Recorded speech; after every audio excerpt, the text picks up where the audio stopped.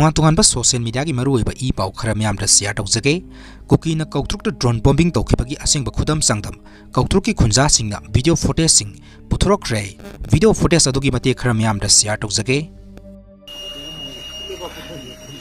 Handak kenoda Koutruk da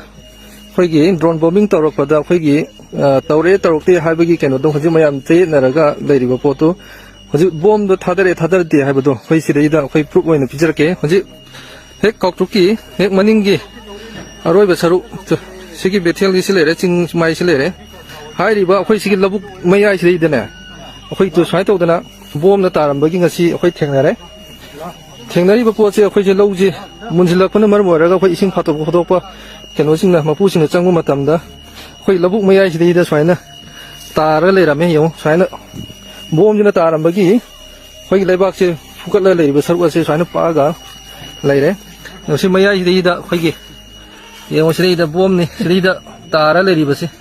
khoi photokpadi kire aduna sireida tariba bo asi khoi yemo mayam thajadraga su bomb sigi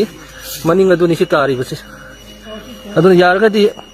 khoi gi expert singna hariba bomb asi lokhat pina ba haiduna mayam famda khanjai nan loken manba myoi amagi asi bhaksang ama leiram lei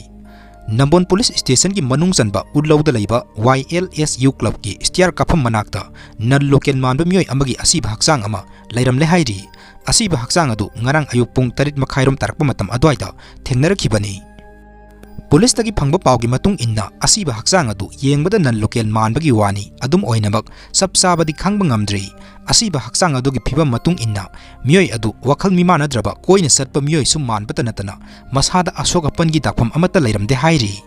Thaudok asiga mari lainana police the unnatural death UD case ama lokhat khibaga loinana asi bhaksang adu rims ki miral sangda thamkhre hairi